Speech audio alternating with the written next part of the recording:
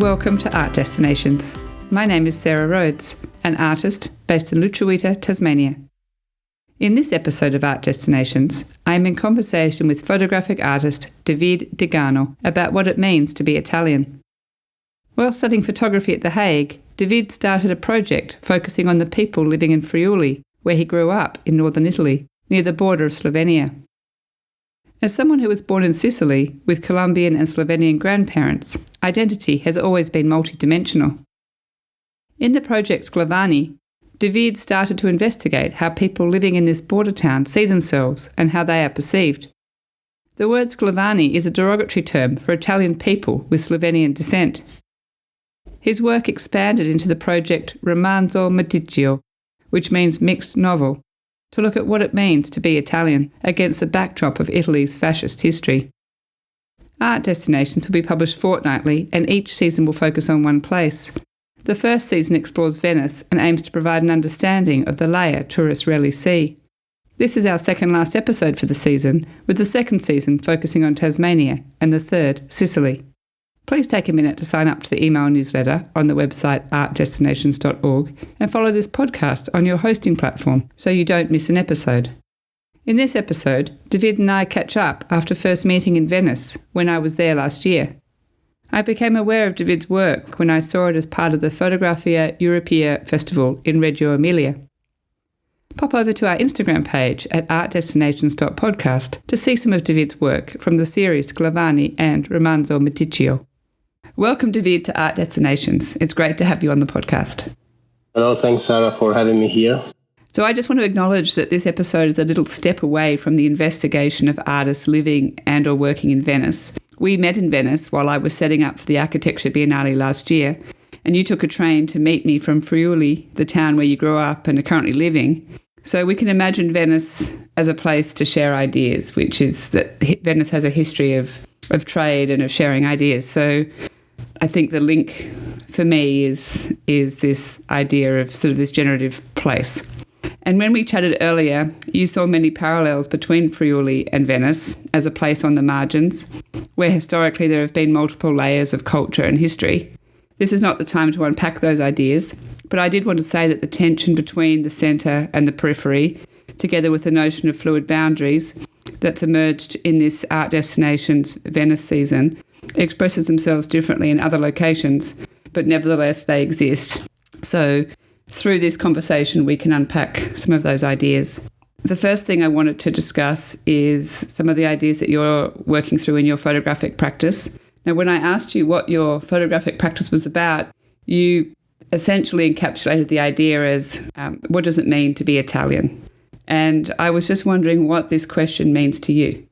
Yeah, this question I think is quite important in contemporary days, and especially in Italy, in contemporary society. And for me, it means just to dig in the past to try to contextualize the present. So most of the time, both in history, the one that we are taught in school and the one that is passed on by our family, there are some gaps, and these gaps somehow they are really important to define our own identity.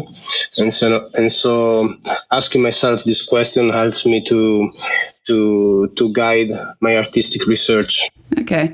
So in terms of your own family history, what are you bringing to that question?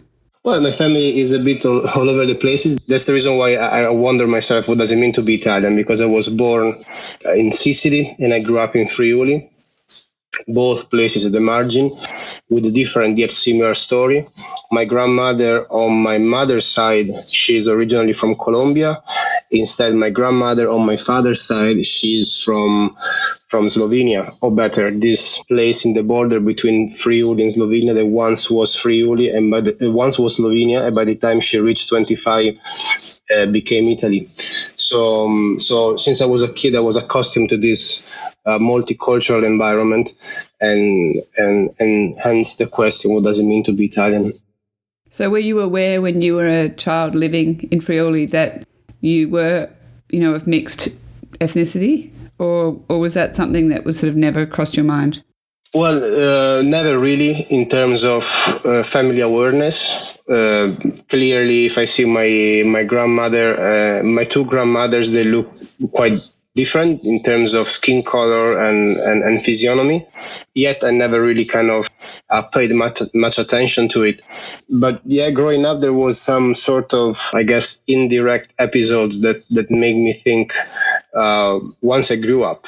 When I used to go back to Sicily, they would not kind of recognize me as Sicilian because I grew up in the north, so my accent is from the north. And at the same time, when I was growing up in the north, there were always the use of an offensive word to stress my Sicilian roots because my physical aspect is quite different from the people from Friuli. There was this kind of awareness, but while growing up, it was not really direct. It was more like kind of I'm feeling something, but yeah, but yet is I'm not able to grasp it yet. Yeah. That's quite good, isn't it? No, it's interesting. I mean, I never really had any trauma related to that. To be honest, it was just some sort of curiosity for certain jokes or certain words that they were thrown at me that I couldn't really give a real meaning because I wasn't using them toward the others, and so it was just kind of interesting to see that. So you decided that your photographic exploration would be around cultural identity. What brought you to that decision? Well, for instance, the same people that were kind of calling me terrone, which is a negative word to kind of stress the fact that someone is from the south. They are multicultural by themselves, meaning that most of the people in Friuli, they have a Slavic surname originally that has been Italianized after the fascism. The same happened to my grandmother. She had to decide whether to be Slovenian or Italian after Mussolini set the racial law. And so for me, it was quite kind of interesting that when you don't think about your past, you're so sure that you belong to a certain category that you use this term which is pure and purity, and it's just enough to dig a bit further in your family past to just find out that perhaps you have multicultural links within your family. That most of the time it's not only a matter of skin color. And ethnicity brings different set of values and cultural heritage, but you need some time to dig further in it because of course there is also the trauma coming from your ancestors. For instance, your grandfather and grandmother, they had to face fascism, so they had to hide an identity, and then most likely, most of the time, at least for my experience of the people I've met throughout my journey, they kept on hiding it. So that was kind of fascinating me a lot in terms of my research. Okay, so you started working on a project called Sclavanie. Is that how we pronounce it? You went to university in The Hague. Can you talk a little bit about how that project evolved and what that project was? Well, as you know, after 4 years in Australia, I moved back to Europe because it was a bit too pricey to attend an Academy of Art in Australia, in Melbourne, being overseas. And so yeah, in Holland, as I started the academy, it was my first sort of academic approach to the medium of photography. So eventually they dissembled me as a maker because my let's say my background is from commercial photography mainly. And then I started to study the visual storytelling subject. So how to tell a story through images. And in Holland, I couldn't really do it, or I wasn't able to do it because I could speak English, but I couldn't speak Dutch. So and people when you can relate to them in their own language, as good as they can speak another language, is really different. So I started to travel back home in Friuli and see the place where I grew up with the eyes of a foreigner, but with the skills of a local. So I was able to move within the dynamics of the region as a local, because I guess I am. Yet being away for so much time, I started to see everything as a foreigner. And so I started to see a lot of cultural element in what was my daily life that before were unseen to me. And so the project started a bit in this way, as a sort of reconnection to part of my cultural heritage. Okay. What do you think that you saw, or how did you see that place differently from coming in as an outsider? Well, for instance, the traditions. So I started to relate tradition to certain cultural elements. So a lot of traditions are a mix between, for instance, pagan rituals and Christian rituals. So I started to dig and study the origins of this, of both beliefs and how they somehow got together. I found out there was the key moment for the project that my grandmother was originally from Slovenia, so her surname was originally Slovenian, and I found it out when my mother was already passed away, and through a stranger. So I was photographing in this village by the border, and this old man, we started to chat and talk, and somehow he knew my father, and he gave a pretty clear and precise description of my father. And then he asked me suddenly, like, why don't you speak Slovenian? And he asked me that question in Slovenian. And I said, well, mainly, basically because I'm not Slovenian. That's the reason why. And so he showed me my grandmother house, and that was a pivotal moment for me, because at the beginning I was thinking that he made a mistake. He was unfortunately quite old, so I guess like the memory played a bad game to him.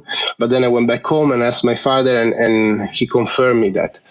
So suddenly everything switched for me, and I started to see also in my family pictures, in the archival picture of my family, cultural elements. For instance, my father's family was really matriarchal, which is typical of Slavic population. And also my grandmother used to dress in a specific way that when I was a kid, or when she was alive, I wasn't giving really much of a thought. Like, yeah, you see her every day, but you don't really relate the fact that she was always wearing a bandana covering her hair is something really specific of Slovenian women.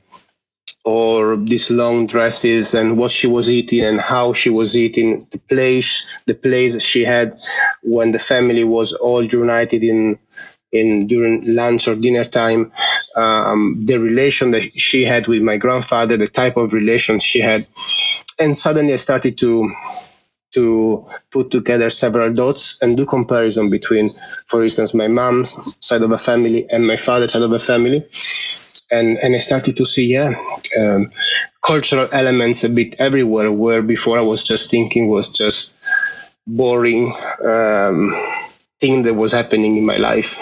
That's interesting, growing up in a patriarchal society and having your mother coming from a matriarchal society. Yeah. And having them so close in my house. So like, because really my grandfather on my mom's side, he's Sicilian, and as much as I love him, he was not really a great example of a man in terms of respecting women in general. It could be my grandmother, but also my mom. He was not. And it's still a taboo in my family. When I talk to my mom about it, she tells me stories. I can see her gaze a bit, between sad and sort of don't want to acknowledge that, because she really loves him. But it is what it is, and he's really patriarchal. On the other side is my grandmother used to run the family, literally.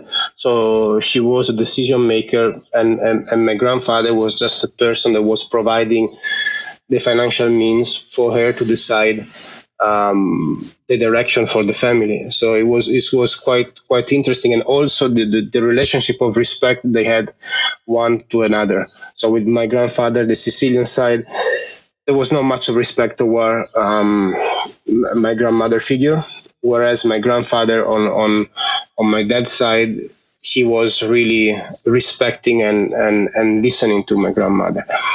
and so then that was really a starting point for me for a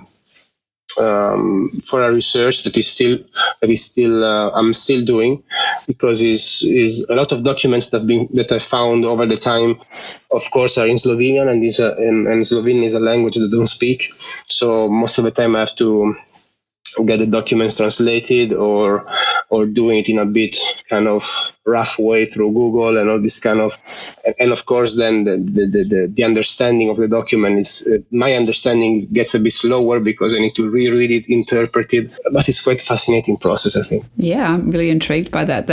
I found that really exciting to think about that. So you've come from The Hague, you're visiting Friuli, you're exploring, your neighbours, your family, your friends. What was your photographic approach? My approach was it was really slow. So through several attempts in at the academy, I found out that each photographic language as a meaning. So it's just like when you play guitar, or an instrument, you need to know what you're trying to say, and a specific chord can deliver a specific message. So I was introduced to the academy to analog photography, and more in particular to large format photography, and so I thought that was the pace I had to take to explore this border area, where a slow pace and really an attitude of listening to people is quite crucial, because eventually the people here are really open when they get to know you and trust you. But before you reach that stage, you need to show them respect, and more specifically show them interest, which is a thing that I try to extend to my practice when I take a lot of portraits, and I tend to work with people a lot, and so I think that you can show at least interest to the person in front of you, and being genuinely interested to what they have to tell you. So are you making straight portraits, and are you making landscapes? I mean, what's your actual approach, and what are you trying to convey? I try to use a multidisciplinary approach. So together with my picture, they usually are a mix between portraiture, landscape, and details. I mix them with archival material that can be both historical, so actual documents that I found in archives and so on, but also pictures of the people that I photograph. Most of the time, they, at least for Sclavanie, but also for Romanzo Meticcio, they just invited me at home and open up their family history. So I was having access to their family pictures too, and then I tend to collaborate also with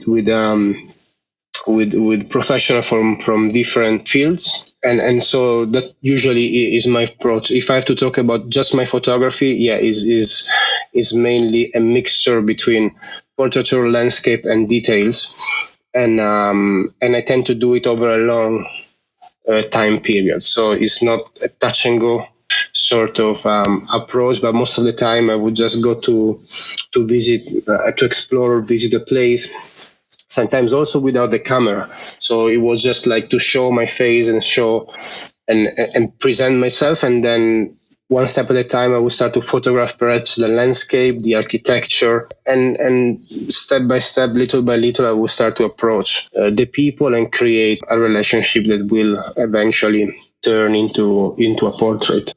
I have a question. When you go to a place and you experience it for the first time, you can take quite a different picture to what you take if you've been with that person for a long time.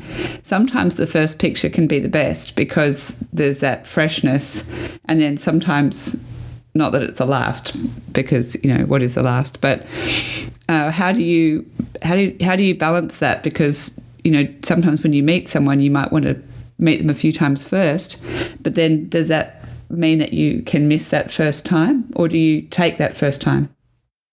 Well, it's a really interesting question that I struggle to answer myself. I mean, is a bit kind of surfing a wave, and then you know a bit the technique, but you kind of figure it out like on the spot. So of course, if there is a possibility to take the picture during the first encounter, I'll do it. And I always do it, and indeed, most of the time, these one are the best pictures in some sort of way. That the ones that at least when I see them back and I print them and I see them and I try to kind of read them from a detached point of view than me being the author of that picture, are the one that speaks to me the most. By the same time, I think one of my best picture was the last picture I took. For instance, in Sclavanie, was the cover of the book is the last picture I took of that man, and unfortunately, it's also the last picture someone took of him because he passed away a few months ago, and that picture came after 5 years of dialogues. So is really kind of difficult to predict that. I can be sure in terms of my attitude is that if I feel some sort of tension, meaning tension is always positive, so I always try to have that. But tension meaning in this case, like not willingness to be photographed. I rather not do it because I know that it's going to be, unless the rare case is not a great picture. And so I perhaps do it the next time and the following one, because when you don't want to be photographed, is eventually when you manage to take the picture is always you've been convincing someone. So there is always a sort of tension lying in there. It's never like 200% comfortable. There is always this tension. So that is how I try to handle that. There's a connection between you and the subject. So when we spoke earlier as well, you were talking about playing around with the fact and fiction when you're making your portraits or when you're telling your stories, and that you don't feel that you're working in a strictly documentary sense. Can you unpack that a little bit? Yeah, I found a really interesting. I don't remember who said it. I think Gregory Alper was explaining this idea that at the end of the day, fiction and reality are kind of overlapping as concepts, because eventually my reality is the fiction I make out of it. So we all have different realities. So there is no something that can be defined as truth if you see it under that point of view. And so also my understanding and what I see in terms of the photographic medium, I really struggle to see it as something that can tell the truth. Of course, it depends on the context of where the medium is being used. So like if you use it for scientific archivation of something, that can be like the exact, what you see is what you get. But in terms of using the photography medium to tell a story, is fictional already by default. You don't need to be in a studio or create a scene from scratch, but you can rearrange something in real life. And so even though the iconographic image refers to something that it might be real to you in terms of human experience that you've been experiencing, it's not real in terms of truth. So it's always something that comes, is always something fictional and is free to be interpreted. For me, it was a key element when I started to approach visual storytelling and photo books, especially because at the beginning I was really thinking this kind of idea that photography can change the world or tell the truth through photography. But instead, I think that the real power of photography is actually the fact that is so incomplete as a medium, and you can just give suggestions to the viewer, and that's the best way to tell a story, because you give room to questions more than provide answers. So that for me is the most fascinating thing of the medium. Oh, I really like that. The idea that photography is incomplete, or make something that's incomplete. That's very good. Yeah, because you can, like in a movie, a love scene eventually develops in terms of a love scene. You can be explicit or perhaps a bit less subtle, but that you actually see it. In photography, you can give the hint of being a love scene, but perhaps if the following that if the picture that follows that kind of picture might give another hint that love scene can become, I don't know, a fight, a murder. Like there is not really set, it's not really clear, and hence it's not really binary in terms of truth or true or false. And I think it's quite fascinating. So does that mean that you're changing how you read photographs, or that thinking about that changes how you make photographs? I guess both. Like when you read photographs, of course, is each of us reads them in a different way according to, I believe, to a set of experiences you've been kind of gathering throughout your life, culturally, academically, in terms of actual life experience. So that is, I think, is a huge filter that each of us apply when it comes to read a picture. But also as a maker, but also the picture itself changes the meaning according to the historical period in which it's used and the context in which the picture is used. So as a maker, for me, it's really important that when I take the picture and I use my picture, I need to really much to contextualize it within what I want to try to say. And because the same picture for me is used to tell one story, someone can download it, screenshot it, put a different caption, and suddenly it becomes the opposite.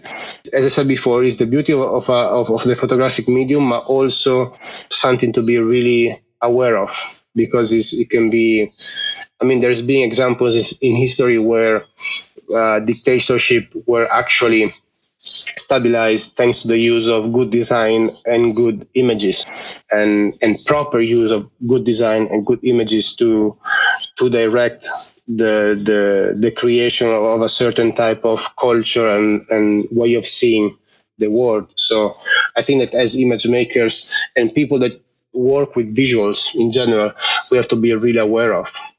So would you say that with the idea that photography makes something that's incomplete, you would be more focused on the fragments or the incomplete nature of it, or that doesn't really come into play? It's more that is just the natural outcome? Well, to me, is the natural outcome, but I will focus on that.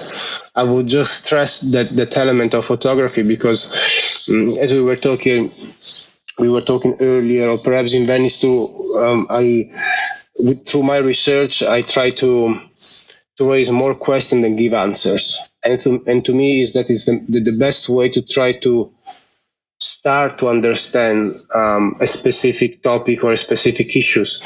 So for me, that is really the key point, like the incompleteness that somehow becomes complete when it gives you a new way of seeing to a specific issue, but it's still incomplete because you can counterattack what you've just found out with another set of questions. So to me, that is really interesting. Yeah. Just bringing it back to when you're collaborating with the urban planner or the anthropologist in the Sclavanie project, that's kind of a fragmented approach as well in a way, because you're inviting people to collaborate and bring input in. Both of those disciplines are kind of social sciences, or they're quite sort of concrete disciplines compared with the visual arts. Or how was the final outcome? How was their contribution? How did you manage their contribution? Well, yeah, it was interesting because there you go, another contradiction. So you come someone a professional that is basing his own research and practice on certainties, on scientific facts. You call him or her to collaborate with you on something that you find not kind of, on something that you base not on scientific facts, but rather the opposite. And well, it was really interesting because I asked them to try to get this approach and to try to experience that. And funny enough, they have the same sort of experience in front of a picture.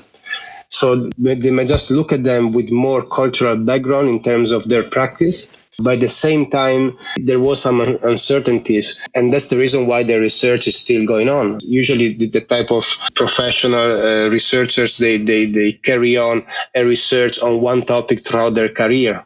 So in some ways, what we call scientific facts are not always enough to explain a story, because then usually the story involves also human beings and human relationships that are difficult to channel within a scientific formula. And so for me, it was really interesting, this exchange of opinion, and our meetings gave birth to really nice conversation that somehow were helping me to see the world I was photographing in a different way, meaning see elements that they would be unnoticed to me, but elements that I wouldn't grasp, and because of that I wouldn't be able to grasp. So then I was able to get them visually, yet not understanding them, and so that was creating a sort of tension within the narration. And their contribution was also really important because it gave a bit of context to the whole history. That was a bit important as a starting point, because we talk about identity, some border that was frontier that became border, people that had to choose whether to stay on whether to be Italian or Slovenian, whether to families that they were split because of that decision. So there is a sort of traumatic element that needs to be contextualized, I think, and from there we can start a sort of dialogue that, more than what happened in the past, a dialogue that kind of brings questions to the present to kind of progress in the future. But a bit of historical contextualization, I think it was important, not to be too banal in what I was saying. Yeah. What's the second project that you worked on? Romanzo Meticcio. Romanzo Meticcio. Yeah, Romanzo means novel, Meticcio means mixed. Mixed novel. Yeah, mixed novel. Yeah. But meticcio is a term in Italy is used to say a mixture of culture. It can be racial, ethnic. Meticcio is someone that is not pure, and it was a word that was kind of. It is a bit, even right now. It's not really kind of. You have to be cautious when you use it, but it was used really much during fascist time, trying to prevent people to be meticci. But it's also a word that has been told to me several times when I was a kid, and so I think it was appropriate to describe the current Italian situation and the history of the Italian peninsula. I mean, it's always been a place where several cultures were kind of passing by and mixing together. So I think it was a provocatory title that I think is needed as much as Sclavanie, because Sclavanie was a term that was used to describe a geographical area, so the area bordering between Italy and Slovenia, and it was created by the Venetian authorities when they conquer this part of Italy, and it actually means the Venetian Slav land. Throughout history, Sclavanie became a derogatory term. So now a person would appoint someone as Sclav to kind of stress his inferiority. But the person that uses that word to insult the other person most of the time have an Italianized surname. So his surname originally is from Slavic roots. And so that an element of interest for me, because when you lose connection with your roots, with the history of the place where you were born, you lose connection to who you actually are in terms of cultural heritage, and so you end up insulting someone for something that you have within your persona, even though is not, you don't know it. It's still there. And so these two titles were a bit provocatory, but sometimes you need that to trigger some thoughts, I guess. Can you describe what the Romanzo Meticcio project is? What does it look like, and what's the main sort of thread of that story? Yeah, sure. Romanzo Meticcio basically is a continuation of Sclavanie, where I just extend the question, what does it mean to be Italian, to the whole country.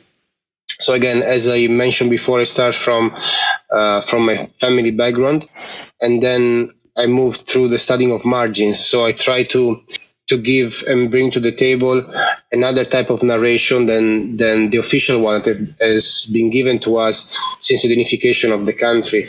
So I think for the first time, the margins are telling the story, the identity history of Italy.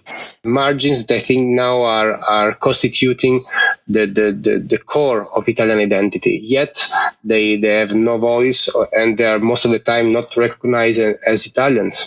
And that has a really several cultural, but if you want to say also in a bit more kind of capitalistic way, as also economical consequences for the country. So if you don't want to acknowledge certain elements because of their rights to be Italian, you should at least acknowledge the economical flaws you have by doing so. So what are the pictures? What's the story? What can we see? I'm basically kind of questioning the Italian identity to its core, and again, I'm doing that by exploring the margins and what is being marginalized throughout Italian history, meaning the people from the south, the second, third, and now almost fourth generations of Italian, cultural and linguistic minorities, and I do that by considering all these marginalized categories in their coexistence. So not one by one, but considering them in their overlapping within society. And I do this also using archival materials from the past, especially from the fascist time, and how the fascist regime molded and transformed the what Italian sees as Italian. So in the name of science. So I'm using that as starting point and try to make to create a dialogue between the past and the present. Okay. So I saw this work in Reggio Emilia when I was there last year, in 2023. It was hanging in the Natural History Museum, I think, upstairs. Yeah. And there were pictures. It was really clever, and that's how we met, actually, because I was posting those pictures on Instagram because I thought they were so great. And you focused on an apartment block in that exhibition?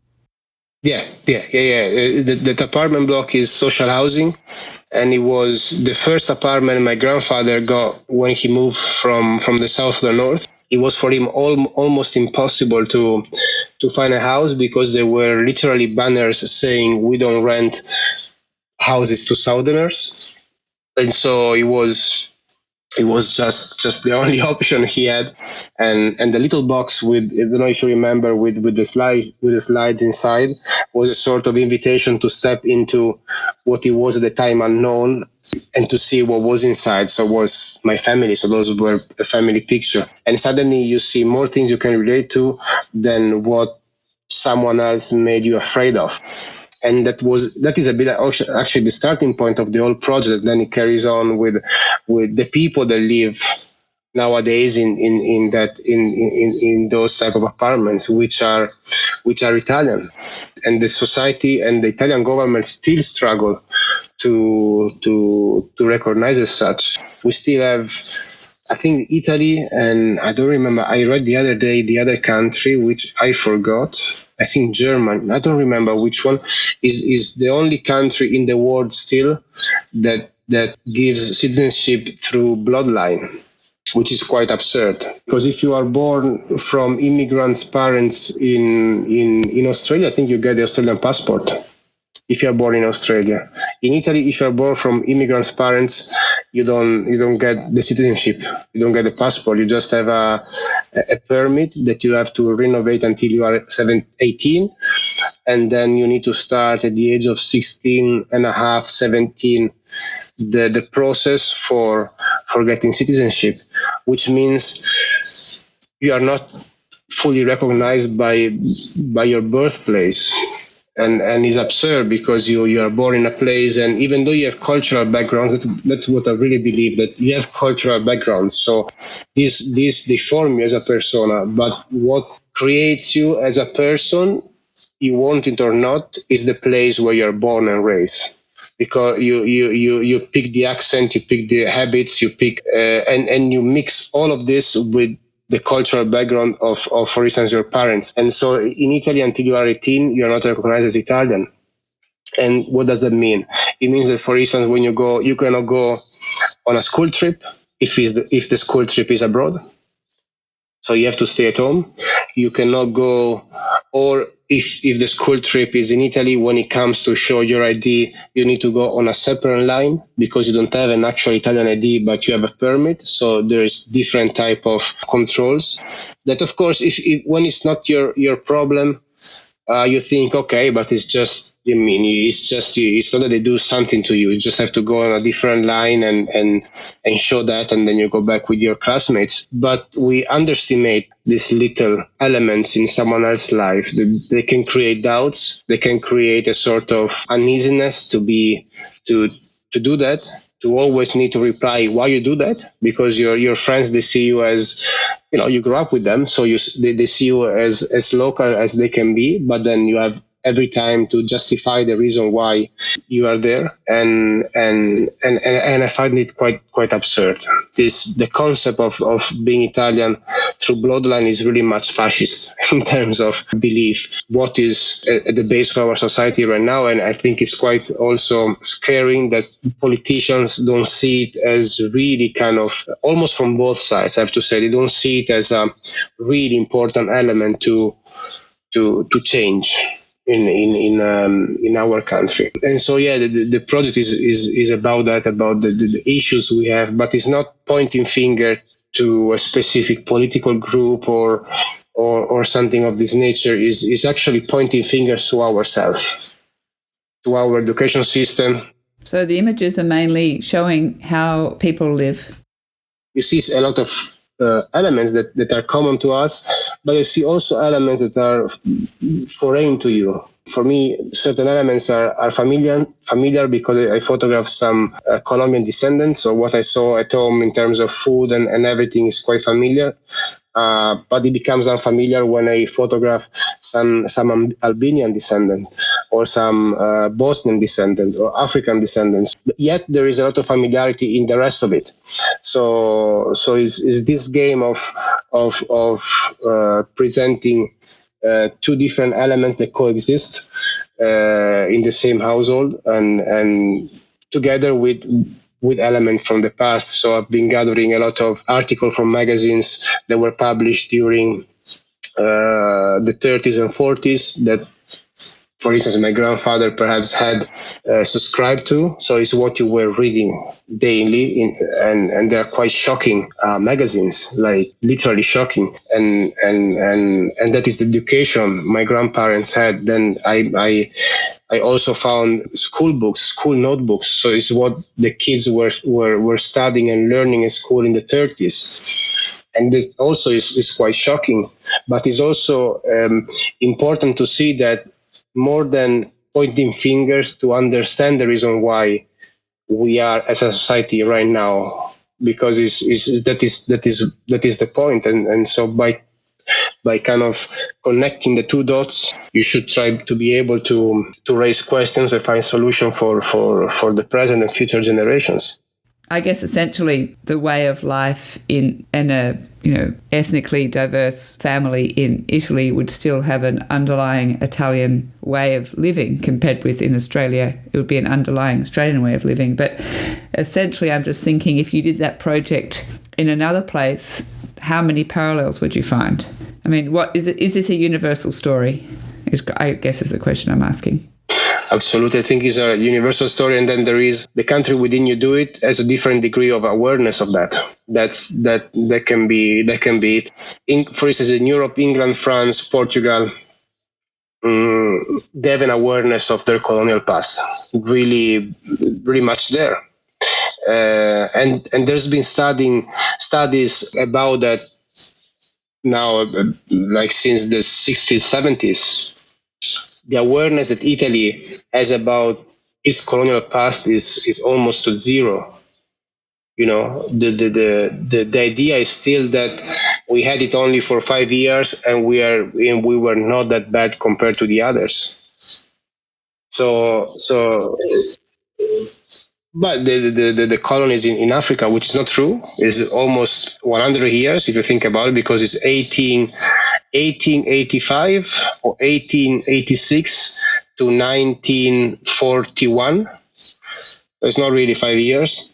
It's not 300 years like the others. It's not for economical reasons. You didn't make your fortune out of that, but it doesn't mean that it's less important. Actually, you did it because of ideology, which is perhaps more dangerous than for economical reasons.